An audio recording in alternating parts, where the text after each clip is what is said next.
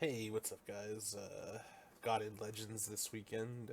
Got another session in. If you don't remember where we were last time, uh, I had traveled far, far away to deliver this message for the Harlequin, and this dude Bane showed up, and he's apparently very anti elders. I come to find out he's like a bit of a fanatic when it comes to like just everything in general. Uh, he wants to wipe out like he does. I don't think he has it in just for the Harlequin. He has it in for all of them. So apparently, like there's this faction of pretty powerful people out there that of course like want to stop them. And it's funny because like a lot of the a lot of the elders like now I know that the Harlequin is like the messenger god kind of person, but like I think it was mentioned at some point that she definitely has an agenda that she pushes with the messages that like are delivered. So it's like she's and not so much an agenda, but like she's I guess just kind of like chosen a side or something that she pushes towards as far as like being an information broker. Um, that's like the best way to say it is like she's a broker of information, but like it's not like a universal thing. Like, let's say the bad guy over here, he sells you the deliverance message. Like, maybe she doesn't like him, or maybe she does like him. Maybe we do work for the bad guys. I don't know for sure. But at any rate, like this dude Bane is his like full name is like Bane. Like I think he's like the Bane of the Elders. But he and whatever he is, he's like this this mutated rock dude of this planet that we're on. Like it seems like it's either indigenous or populated by these people. Like I don't know what it is, but yeah, he's pretty nasty, and he uses like some cosmic type powers. He had challenged. So we had gotten under the protection of this dude, uh, and he was also holding prisoner the person that I'm supposed to deliver the message to, and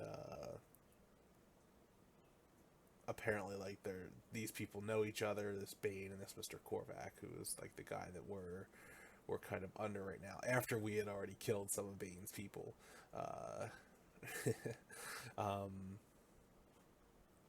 but he issues a challenge, challenges me because he feels like I'll be the one who'll get away recently, as opposed to like challenging Vash, Nissa, or Alaric, or all those people. And of course, you know how that kind of stuff goes. And it's like the dude is like just outside of my scope of power.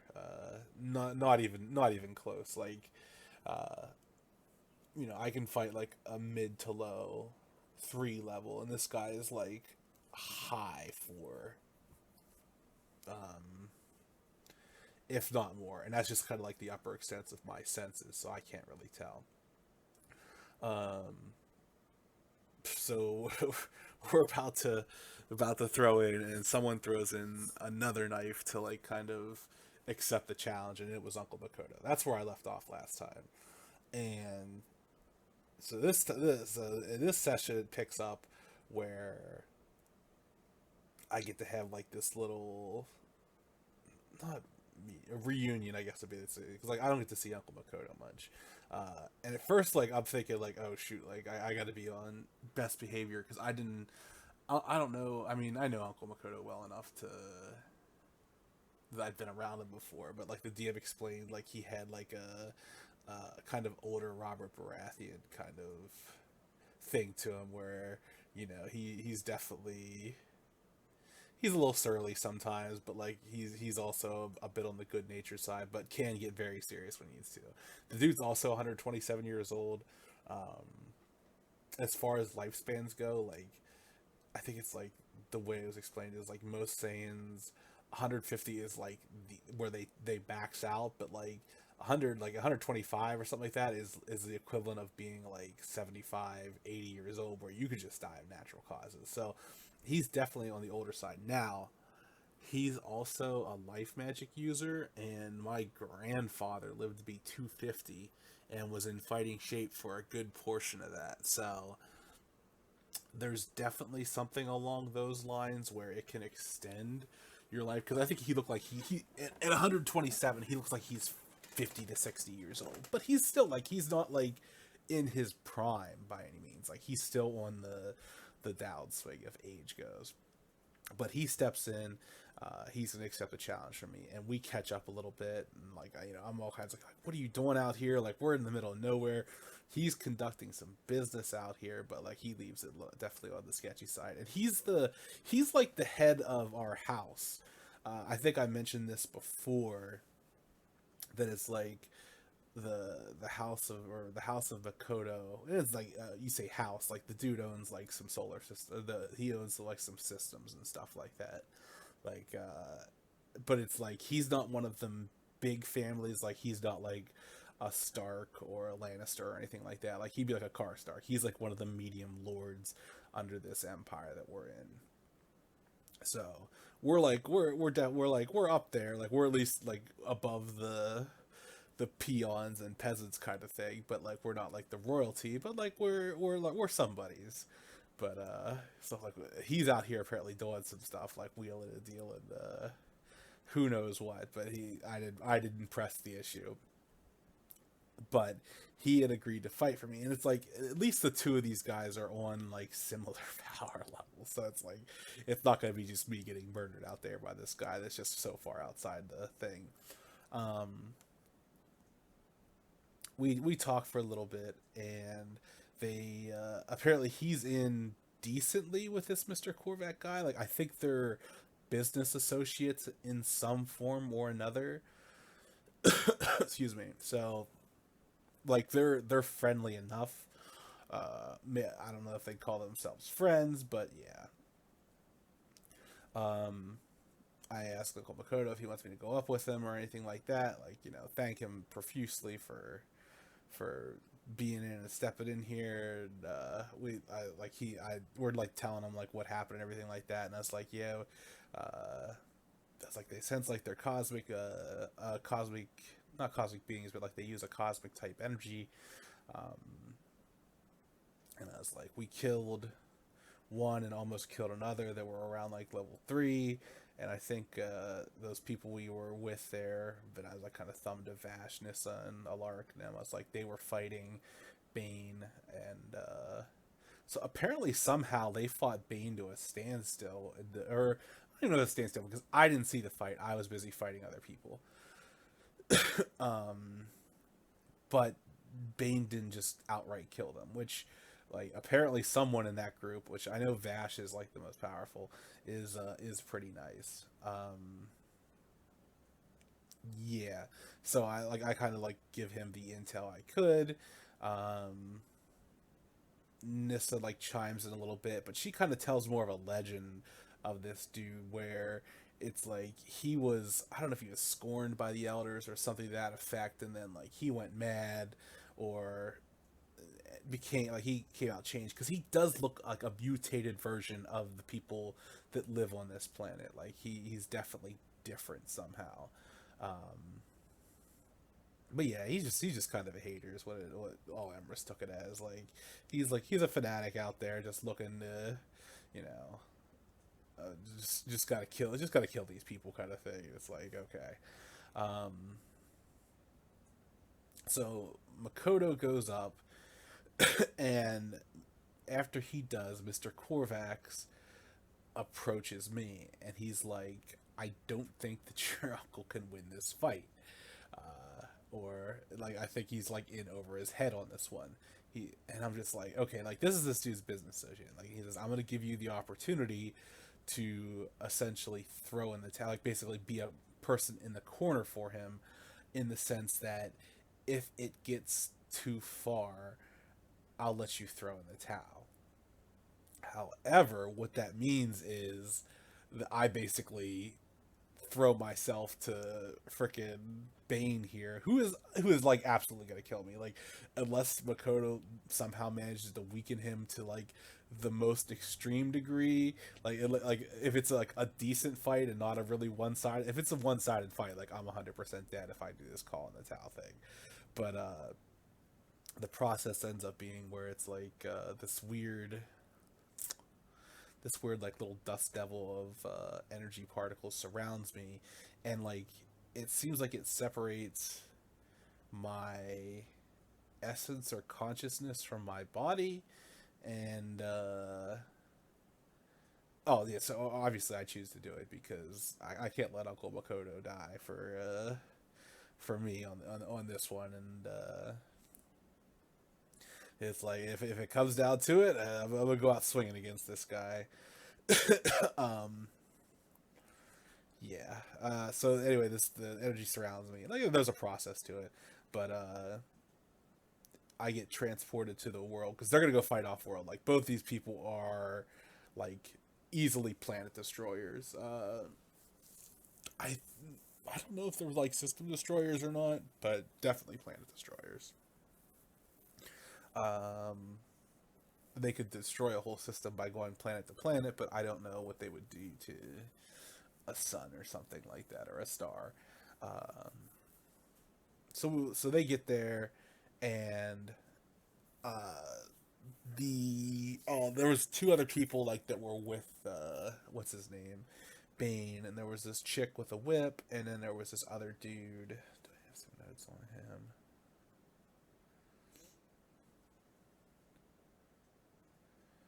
Okay, yeah. So there's the dark gray skin people, and then there's another dude showed up, and they've got like the dark gray skin with white tribe looking. I don't know anything about the other dude, but yeah, she shows up, and I kind of get the impression that she's basically there in the same role I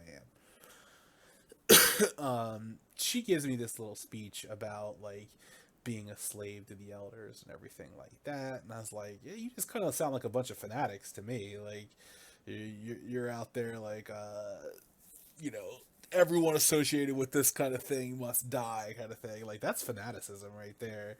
Like I'm out here literally just delivering a message. Like I'm not out here fighting a war or anything like that. Like I get the power of information and all that kind of stuff, but it's just like yeah. Let's not pretend you guys are something that you're not. Like you're out here. You've got a cause and you're willing to die for it and everything like that. And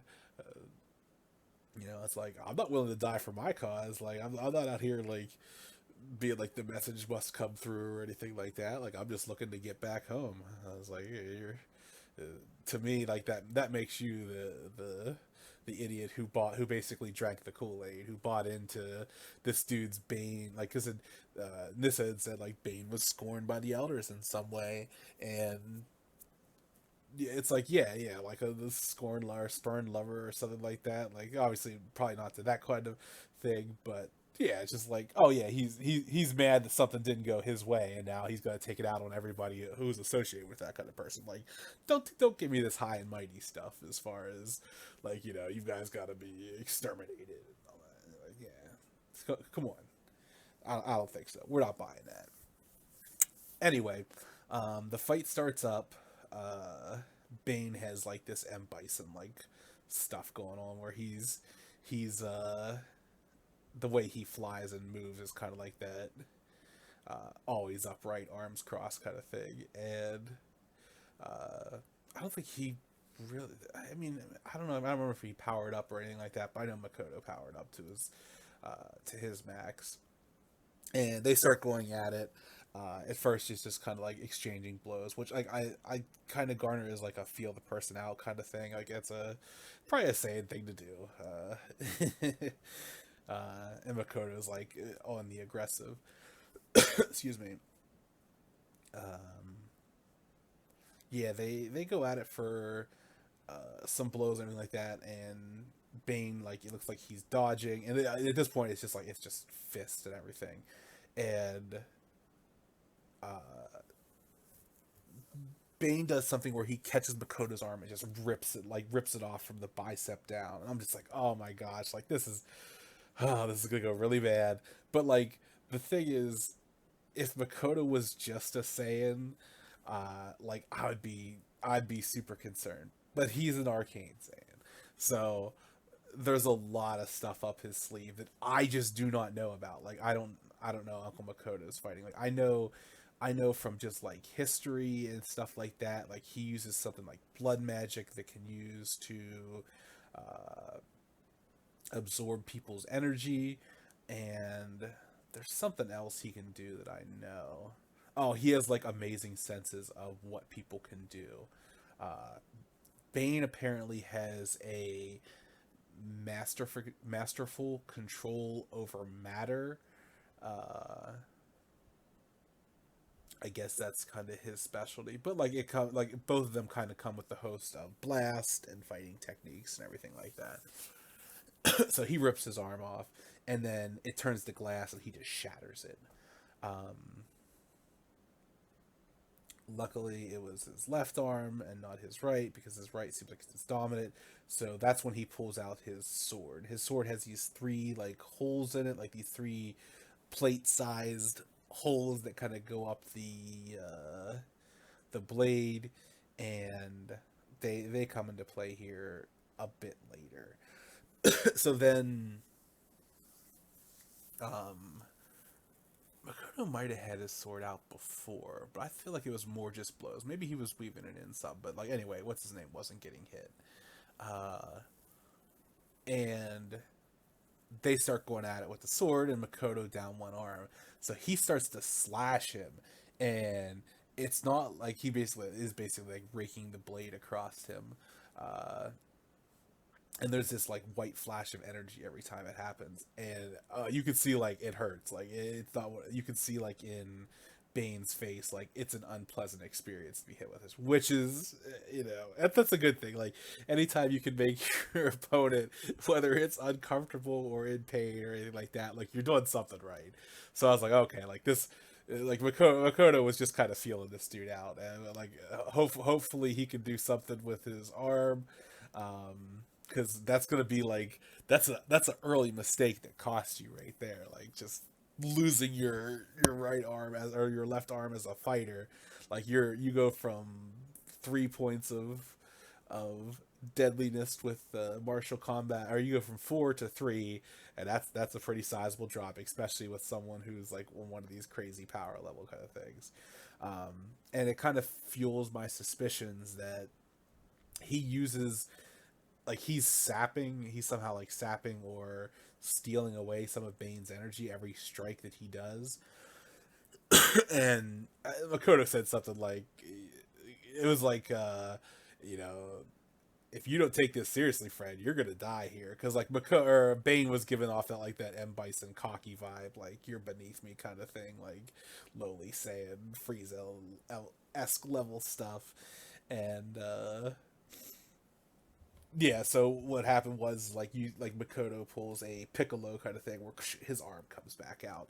But from what I gather, it was like based on the energy that he stole, that he was able to convert it into that. So they start going at it, and they're getting it in. Um, at some point now, you have to forgive me here because my notes on the, excuse me one second. Sorry, hopefully that wasn't too loud. I took the headset off there. Um, the notes on the actual fight aren't great because the DM was explaining it, and I didn't want to have to stop the DM. And like I could have, and the DM would have probably obliged. But like as far as the flow of entertainment went, like I was enjoying listening to the fight as opposed to like trying to furiously take notes. I remember some of the big highlights of it. Definitely the big, I think the bigger moments of it. But yeah, like as far as like a blow for blow breakdown, like it's a little difference when it's like Emrys fighting somebody else versus me essentially watching two NPCs fight. But we'll do the best I can here. Um, at some point, they, like I said, they had kind of gotten it in again, and Makoto looked like he was getting some the whole theme of this fight is like it's back and forth. Like it's not a one-sided fight. It seems like Bane might be the stronger person, at least from my perception. But yeah, oh yeah, I mean he is. Okay, so let's not like I'll clarify there. Bane is definitely the stronger opponent, but Makoto has some things going for him. Um, I thought that Makoto would be fighting either at least equal or down, just because like one pride and looking up to your elder. Like I guess it's more of an Everest thing. Like Uncle Makoto is everything. Like he's the head of the house and everything like that. Like no one can beat him, and he's the eldest of the Tri-Blade brothers and all this other kind of stuff. Um, but yeah, Makoto's fighting up a bit, and there was these two. Makoto did some sort of technique with these these two homing blasts, and um, what's his name? Bane turned it around, and he basically took control of the energy, changed it to his own, and made it seem like that they were two miniature stars. And then he threw them because the blast, I think like he had Makoto had blasted Bane in some way, and then this was just kind of like a big, I don't want to say a finale, but like definitely one of those I'm gonna do some damage to you kind of things. And yeah, so they turn them in these star looking things, and to me they sense like absolute kill shots. Like they're like they're whatever the energy technique is like you get hit with these, it's a wrap.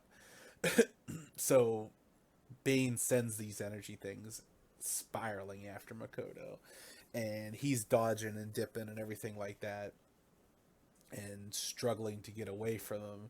And it's just like, oh man, like oh, it's already like the at the like the completely lethal level, and um he manages to come out of like these clouds where I didn't see what happened, but he's got all these holes in his body, and at first I'm like, oh my gosh, like what happened to him? But then I realized like they're those holes similar to what's in his sword, and coming out of him pours out these either wasps. I think the DM said they look like wasps, but then they all look like fireflies also. Like maybe because they glowed, but there are thousands of them, and each one of them senses about as powerful as I am. Now, that's one of those disheartening things where you realize the scope of power in certain techniques is I'm a very solid 2, and Makoto is second to 0.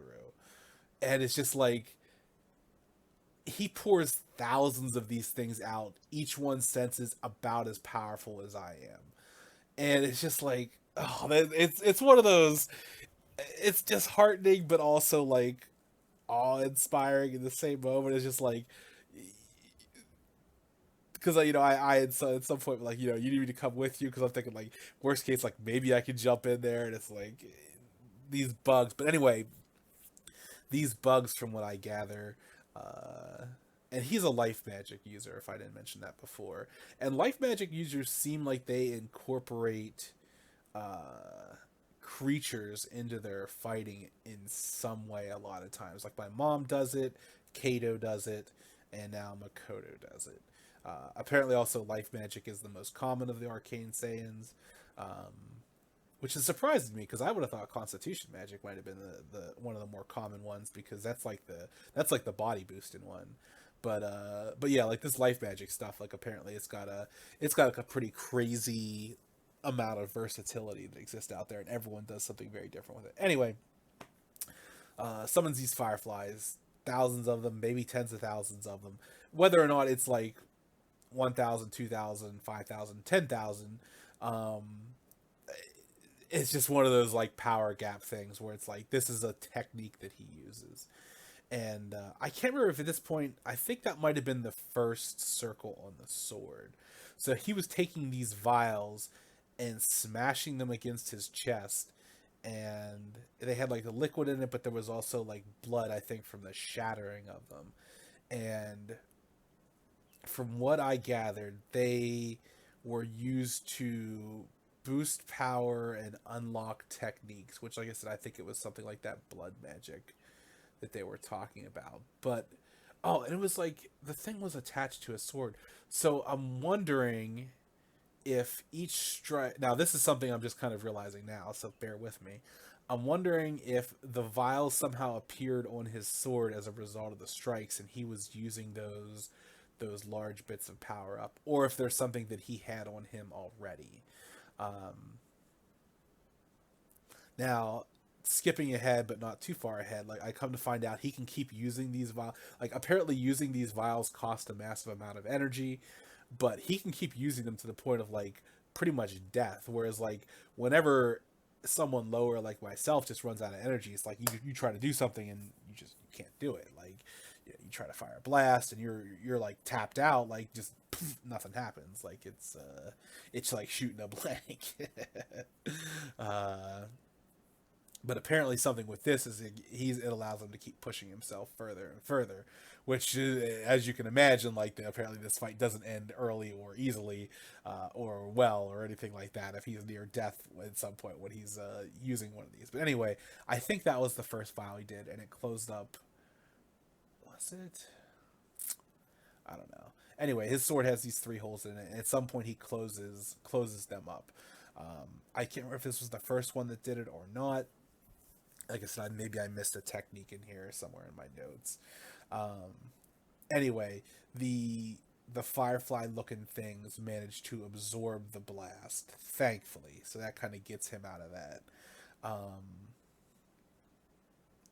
They start going at it again. And I'm trying to remember what was it that brought on the second one. So I think I'm gonna miss something here, and it's more of a matter of I had remembered the stuff better, and now that I'm talking about it, like I'll probably remember it again later. Oh no, okay, so that's what it was. the I'm gonna say that's the first one. I'm not sure if it was, so maybe I missed one.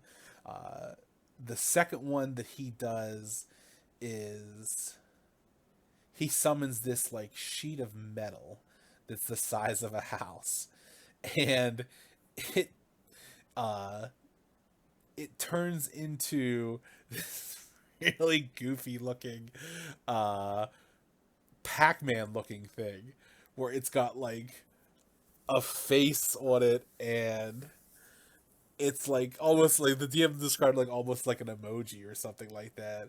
And I think Bane had made a comment that like it's borrowed power. Uh, so to me, that tells like either I don't. It wouldn't be that he learned it from somebody else. Like whatever it is, it's like it's borrowed in some way. And I'm just like, Everett's just kind of looking at it like dumbfounded, like what the hell is this stupid looking thing? And all of a sudden, the dude Bane just starts running, and it's the first time like you've seen him just trying to get away. And I'm like, oh wait a second, maybe this thing isn't as sweet and stupid as it looks. And this like Pac-Man thing like starts Pac-Manning it up and just tearing after Bane, and I'm just like, oh man, like this is gonna be tough. No, it's not even tough. The thing catches him and yomp, and eats him. and in a speed that I was surprised with, not in the sense that of how fast it went, but I was just like, oh, this thing is going to be chasing him around, like trying to catch him. Like, no, it did not take long at all to catch this guy, and just gobbled him up. And what happens next is there are these explosions that start happening, but so apparently the thing the metal Pac-Man thing stopped. Like that was just part of the technique that allowed it to evolve into its next stage. But it seems like that these explosions that happen, one, the DM explains it to me that he's pretty sure that Makoto or my dad or any like Uncle Tosh, any of those people who are trapped inside this, like, are 100% dead. Like they're this is one of those techniques where it's like the amount of destructive power in there is going to be too much for anyone that I know, at least, and like the levels that they exist on. But what it does is it creates this like sphere of explosions, but they don't really expand outward like a normal explosion would. Like they're all bursting inward. So like every bit of explosion is kind of like focused inward, but also like it's limited to the size of the initial like metal creature thing. What it amounts to, like visualizations aside, is it's immensely powerful blast that doesn't waste any of its stuff on an epicenter that spreads outward with diminishing returns on destructive potential, is what I took away from it. And it's also definitely a planet destroyer. Like if it would, if this kind of thing would, that level of energy was being released on the planet, like it would have destroyed the planet. So like I said, I guess that's part of probably being at that level where it's like if you have to fight someone, like maybe investing in some abilities that are potent but won't destroy the planet you're on is probably a good idea, especially if you're fighting on any kind of home turf. Um, but beyond that, it seemed very effective, and Bane is like struggling to get out, and he's getting messed up pretty good too. Makoto's energy also seems like it's definitely on the low side. Um, I feel like I skipped some stuff or missed some stuff in here about like the fight back and forth because it has not been easy for Makoto thus far, and Emrys is like kind of like it occurred to me I think during the star thing that I could basically ignite this white energy on my hand and then press it to something that I would see or sense around me, and that would basically call in the Tau. And the chick Lash, um, who's the girl with the whip who came up with me, had been like egging me on, like, yeah, you should definitely surrender. Like this isn't gonna go his way. And she like occasionally will say something, but mostly we're just there watching. And yeah, uh, this technique runs its course and it messes Bane up pretty good. Like it definitely knocked his power down some. Uh, Again, I feel like I'm missing a little something that happens between. I would say Fireflies was plate one or hole one filled. Um, Pac-Man Dude was number two, but also very effective. Uh, and each one of those was associated with like crashing a vial across the chest. Uh, what was it? And then in between is I think they're kind of like getting it in, just like fighting and everything like that. And every time they do that, it definitely seems like Bane has the upper hand. And I want to say at this point, um, do I have anything with that? No, I don't. The martial exchange that they have, like blades and blows, uh, Bane is definitely gaining the upper hand. Like Uncle Makoto is losing his energy, like he's losing he's spending a lot of power on this, and it doesn't seem like it's an extended fight that he can win. Uh oh, so that's what happens is uh Bane manages to get out of the explosion, but it like rockets him away like tens of thousands of hundreds of thousands of miles away because it's one of those everything blasts, like it's one of those explosions that. And so I rush up to Uncle Makoto and put my hand on his shoulder, and he's just kind of like breathing heavy and everything like that. It's like, Everest, is that you? And I'm like, I'm here, Uncle Makoto. I was like, you got this. And it was kind of a question, but it was also like, you got this, Uncle Makoto. And and I'm like, at this point, uh, like as the player, like I'm worried. Like I'm like, I don't think Everest is gonna let Uncle Makoto die here. But like, there's that, um, there's like that not seesaw, but like there's that trying to figure out like at this point, I think like again, hindsight was a little bit with the sword and everything, but um, I, there was something that had happened during this point where it's just like he was like he was down and out like Makoto, like whether it was the exchange or anything like that, like he was low on power, uh pretty like not messed up, like he hadn't lost any other limbs or anything like that, but like they had got it in. Bane landed some very nasty blows on him, and yeah, so it's just like it doesn't look like it's going well for Makoto despite the stuff he has done. Like I feel like I don't know, like I don't know about cosmic beings in this universe, but like any kind of like traditional fighter or anything like that is 100% dead like three times over at this point. um But yeah, so like I there, I put my hand on his shoulder. Lash says something about like you should throw in the towel. Like it just gets worse from here on out, kind of thing. And what's his name's coming back in. I can sense like Bane coming back in. Part of this process is I have like the senses to be able to keep up with what's going on. Uh, this time, and I think this is like the correct order of events. Excuse me.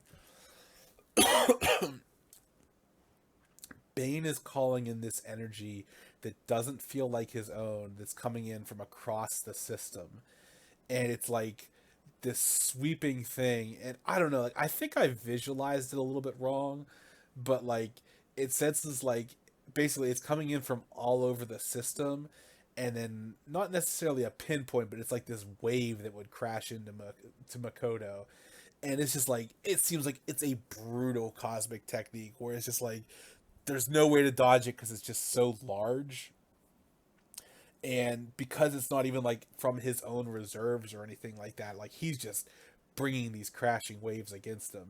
And oh, at some point, and this is something like again, I'll go back as I remember little things. The thing that made me the closest to calling in the Tau was when they were engaged in some sort of martial combat.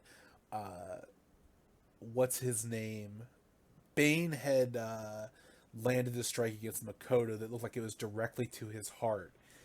And I'm unsure what exactly happened, but it felt like Makoto was dying. So I was wondering if, like, through that strike, he didn't, like, turn his heart into glass or something like that.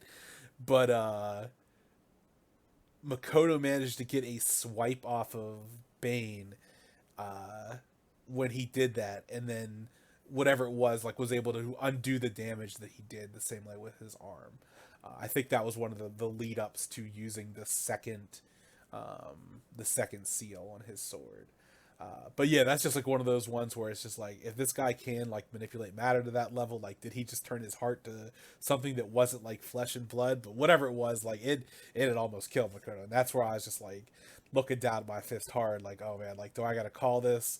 And I think what I'd said is like I didn't finish the thought earlier of, do I call this, or I don't want to rob Makoto of something that he can win if he goes all out on. Like there's definitely like that saying thing to it, but like there's also one to protect your family kind of thing. So it's like there's a very, I don't know, there's a very weird line that I was walking where it's like I don't want to be late, I don't want to hesitate when the time comes, but like also I don't want to call the fight and Makoto still got like stuff in the tank or tricks up his sleeve, or technique, not tricks, but we'll say techniques, abilities, skills up his sleeve that he has not broken out on this guy that would allow him to defeat him. So yeah, definitely like Ebris is struggling internally as far as like what to do here. Um, anyway, that happened before. Fast forward, and uh, Bane. Oh, so when Bane comes back, like he gets some really nasty hits on him, on Makoto, like just punches and stuff like that, like sends him flying, and that's when he starts bringing these, not galactic, we'll say like system waves, and it's like they're messing Makoto up, and like Makoto is trying to close the gap to try to get some sword swings because he can tell he's just getting weaker and weaker and more damaged, and it's just like he's not letting him close that gap. And Everest is so freaking close to be like to calling it, because it seems like it's just going to get worse and worse, and it doesn't seem like he has anything left. But Makoto still has that one thing left in his uh, sword, which has been like the, I think like it's like the closest he got was like his sword got knocked away in one of those blasts. But when Makoto came back, his sword was with him, so he managed to somehow catch it between these blasts coming in. Um, so Makoto does his final thing where he pulls out a vial, smashes it across his stomach, rakes the glass, and the blood, like the blood and the liquid are there, and it's just like, oh my gosh, like I'm thinking this is it forever. It's like if this isn't like some sort of closer thing. Oh, and it also, that was the other thing that like solidified in his mind, is like, if this doesn't work, like Emrys is gonna call it, um, because it felt like it almost killed him doing this last technique. And that's where I think the DM had described, like, there's something strange where whenever a traditional being uses energy, like if they don't have energy, just nothing happens. Whereas this just like, whatever he's doing with these vials allows him to push himself further, even if he didn't have the energy activated. Like, it kind of taxes his body in a way that is not good, but like as a fighter, being able to dip into this is very very amazing. Um, and he summons these chains.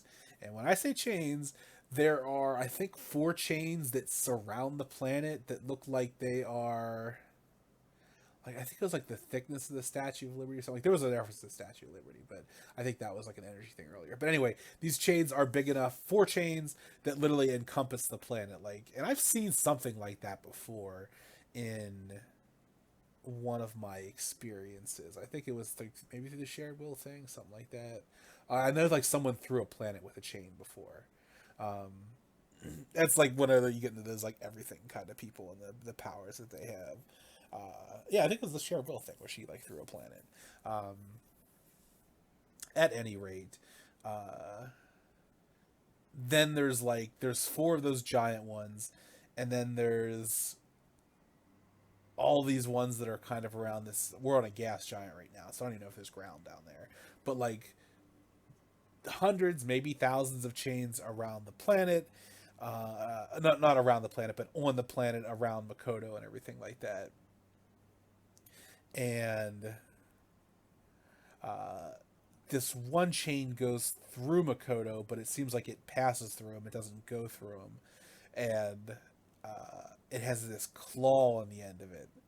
And my heart as a player sinks because I'm thinking, is this one of those things like the technique from what's it called, where like it costs your life to use? Like, did I let him go too far? Like, oh my gosh, this is terrible. But at this point, he's already used it and it's through him. I guess we see it through. I don't know. Like, hope for the best. Um, what ends up happening is the thing that went through him with the clawed hand shoots out and it like hits Bane in the chest. And it does almost what you might expect it to do, where it starts tearing what looks to be this Bane dude's soul out of his body. And by soul, I mean like there's this energy version of the guy that's getting pulled out. So Bane doesn't take this lying down. He starts calling in these waves more and more, but somehow or another, the chains that surround the world are kind of moving to block it, but also they absorb the energy, which is like one of those ones I'm kind of realizing now. Like, there's something in Makoto's, like the metal he uses with his weapon, that allows him to do that. So like maybe these chains are made out of it, but like summoning these things must have like been insanely taxing on him because they're on such a scale, scope, and the number of them that are out there. Like, that's probably why it was so taxing. But anyway, every time that Bane launches one of these system-wide blast, the chains manage to block it, absorb it, and then the power shoots through the chain that is going through Makoto, and like it tears even stronger at this like essence that's coming out of Bane. Uh, so it's like he's using his energy against himself, which is like what Makoto is kind of known for, um, as far as like absorbing a person's energy or like, turning it against them. Which, like, this is just like Emerson's kind of uh, all inspired, and this is kind of like the moment where I have like some misgivings later, but it doesn't seem like, it seems like Bane is starting, like he gets the soul looking thing out of his body somewhat, to the point where like there's just these tethers attached, but Bane starts to pull it back in, and it's just like that's been the theme of this fight, is Bane usually has the upper hand. Makoto will pull out a technique, and then Bane will succumb to it to an extent, but then start to overcome it. And the same thing is happening. So it's like I didn't think about this until after the session is over, but like Everest is just like furious, like completely enraged at this point, where just everything that's happening, like with Makoto and everything like that, like Makoto could die here, and he, I don't think I ever moved far away from him whenever he was when he was fighting, so I was like kind of right there with him, right behind him, and he does like that saying thing where like he yells out like Makoto and like just kind of screams at the top of his lungs, even though he's in this kind of ethereal, ephemeral state, and he's there like screaming his name, his name kind of like as in you got this, and I kind of envisioned it as the Gohan with like Goku backing him up and like the ghost form of him against I think it was like the Cell Saga or something. I haven't seen that in years, but like something that effect, and it wasn't something I was like trying to mimic that scene because like I didn't realize till after the fact like it might have actually been a bit like that, but whatever it was, like it allowed Makoto to dig a bit deeper, and the waves of energy that were crashing against him, like Bane looked like he's panicked at this point, and it's down to like the last few tethers of this essence that's attached to Bane, and the fight's over. I see black, and I'm back in the room, and I come to realize that Lash had thrown in the towel. Uh, Now, the a few things happen. One, I'm instantly like, as a player, more like the player than the character. Like, Emerson doesn't understand the technique. I liken the technique to something else that we've seen, and I'm thinking like, oh, was that like, is Makoto dead now because he used that technique, or is that just something he can do? I don't know, but so I'm very worried about what's uh, what's going on. A couple people come over to me who are in the room, Kato and Vash and everything like that. And I was like, I need to find out if my uncle's okay. And they're like, what are you talking about? Like he won the fight, and because like they were able to view the fight remotely from like a little TV kind of room, and they're like, yeah, like the girl surrendered for him or something to that effect, and it's like okay, but I need to find out if my uncle's okay. And thankfully, an attendant shows up, and I was like, yeah, I need you to take me to my uncle, kind of thing. Um, and she does. Uh, he is getting healed with like this water bending style art kind of thing, where she's using like energy and stuff like that to heal him. And he's definitely out of it. Like they sent him for a loop, like, but it didn't kill him, the technique, so I was relieved at that. And oh, so I think some time had passed because I managed to get something to eat to kind of like refill my strength, heal myself up a little bit from getting messed up in those fights before. Um, yeah. Uh, so I get to go see Uncle Makoto, and we talk for a while, and it's like he's back to his good natured self. And he asked me, he's like, "Were you up there with me?" And I was like, "Yeah, I couldn't leave you there by yourself." I was like, "I know you said that you didn't want me to come, but I couldn't just like let you up there. Like this wasn't his fight, but like he's like, we're family. Like any fight in the like a fight for the fight for you is a fight for me, kind of thing." And I was like, "Yeah, squad deep, baby. It's nice to have some people, some family, and some friends after the." One of the sagas I was in of Generations, where it's just like everyone I knew and loved was just constantly dying, and nothing against it, but like it was definitely a refreshing change of pace. Um, we talked for a little bit, and he says that because he won, like he gets a favor, and he basically got me the meeting with Alana Salt, but also kind of secured her release. And I was like, I don't even know if you had to do that. Like, I'm just here to deliver a message and everything. And he's like, you don't know what the message is? I was like, nope. and he's like, "Damn elders," and I was like, that kind of like that was a turning point for Everest, whereas like before he didn't mind too much working for the elders because like he'd just deliver messages, he'd go and deliver stuff, but it's like this is I don't want to say above his pay grade, but it's just like Emrys has his own wars, his own family issues to deal with. Like the Empire is dealing with Nairobi the traitor and everything like that, and it's just like yeah, like the elders are all well and good, but like I don't need to be fighting no elders war. Like I got my own war to fight. Um, but it also kind of was like a turning point for like the whole. A lot of people have been telling like Emrys about the borrowed power thing. Now he's still very much on the train of borrowed power isn't as bad as people make it out to be. Um, you can't. I think it's like it's more a better understanding that borrowed power is you don't let it uh, you don't let it replace your own personal gains for strength. It's more you use it in addition to that to push yourself to get yourself where you need to be until you can get there yourself kind of thing. So it's like it's a booster, and you're not looking to rely on it, but you're looking to use every tool available because like again with this fight like Uncle Makoto had to use every tool at his disposal to win it. um so we'll fast forward a little bit. Like there's a little back and forth there. I get to talk to Alana Salt, and at this point, like I'm super suspicious of what this message is because I don't know what it is. I can't tell what it is, and in my mind, I'm thinking, is this the Harlequin's way of either tying up a loose end or rescuing somebody? I don't know what kind of thing it is, and I kind of have this like little heart to heart with Alana Salt.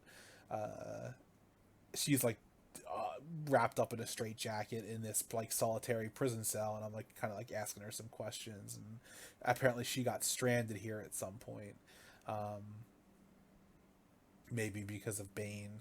I don't know, but I was like, yeah, Bane's dead or not? Bane's defeated. Some of his people who work for him are dead, and we managed to secure your release. It's like, but that's not part of the message. Like that was just something that we did, that we accomplished in the process. Um, and I was like, the thing is, I don't know what the message is, and I was like, it could be anything, from something to help you out to something to like tie up a loose end if that's what you are. I was like, I don't know. And Emrys is a little apologetic, like yeah, because it's like kind of one of those things where it's like, usually just deliver it off a message or anything like that. It's no big deal.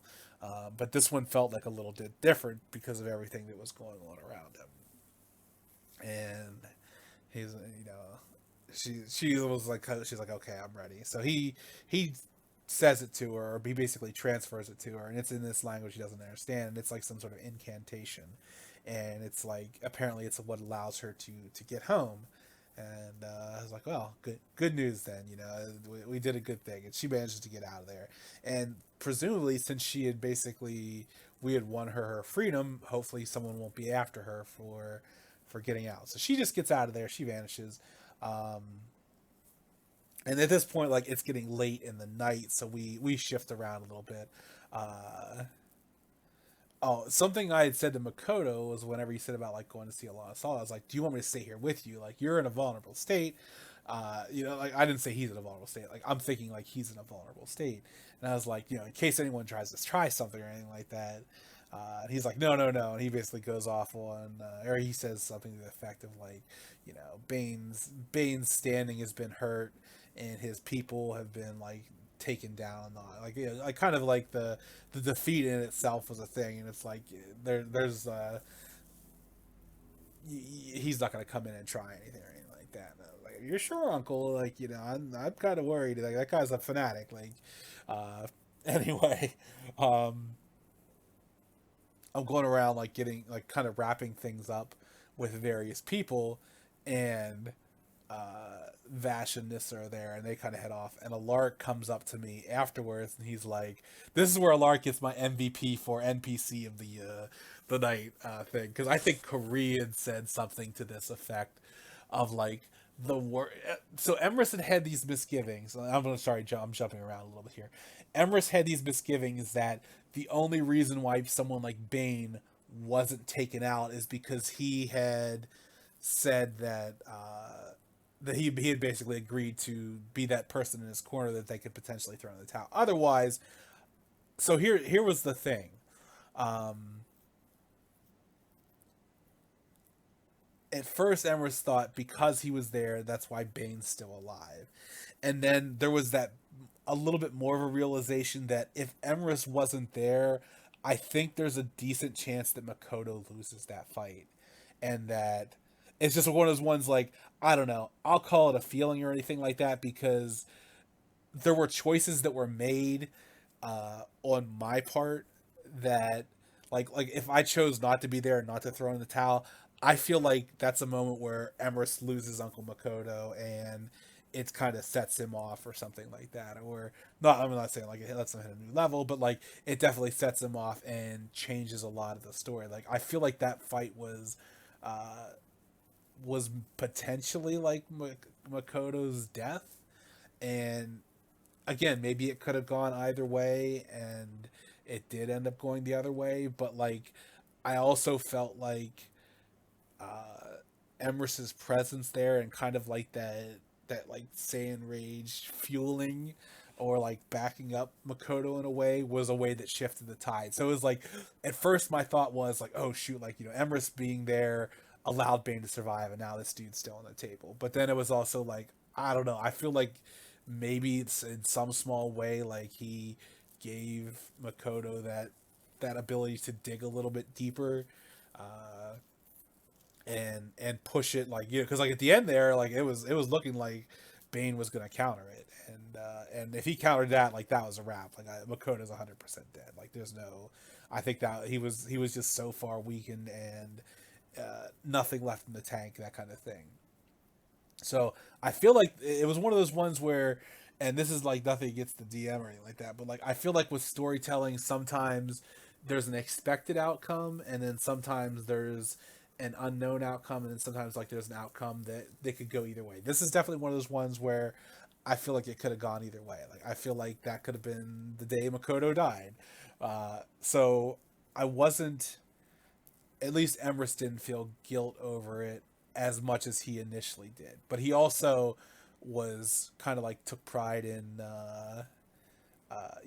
he never, because like there was a lot of time where he was like considering just igniting his hand and then being ready to press it, just like so like there was no hesitation, but like in the end he never did it. So like there was that like bit of faith in his uncle that was there. And he also talked some trash to Lash, which I left out, where it's like um,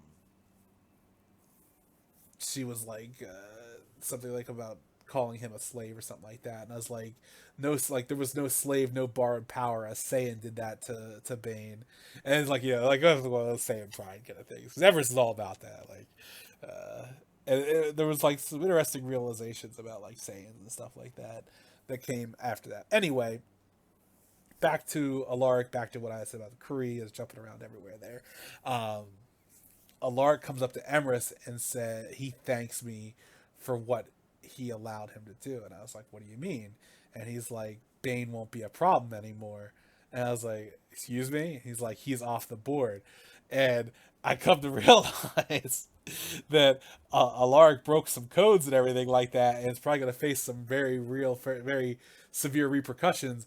But apparently, so Alaric, he has like some Punisher looking skull thing on his chest, and just like we'll call it real world experience, like maybe has some very, we'll call them fatal style techniques. I didn't know, I didn't see what he did, but like usually we'll just call a spade on that one. Say whatever he did, he apparently killed Bane in his weakened state.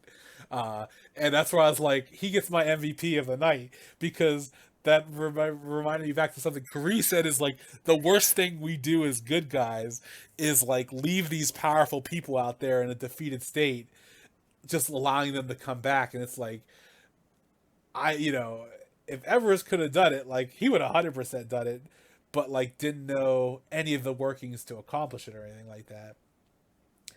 But yeah, he gets my MVP because he's like, yeah, Bane won't be a problem anymore, because Emrys was like kind of lamenting that like, oh, this guy Bane is still out there, and he, Makoto's on the falling to a standstill. Now the other thing Emrys is thinking is like, if Bane ever showed up on our front doorstep, like he fought one of the brothers to a standstill. Like there's no reason this is ever a one-on-one fight if Bane shows up on our doorstep. Like Bane's gonna get the business if he shows up up in the Makoto's systems kind of thing. And it's like if he brings squad with him, and there's a squad of people there, from the brothers to nieces and nephews to everything like that. Like you mess with Everest or Makoto, you mess with the entire family kind of thing.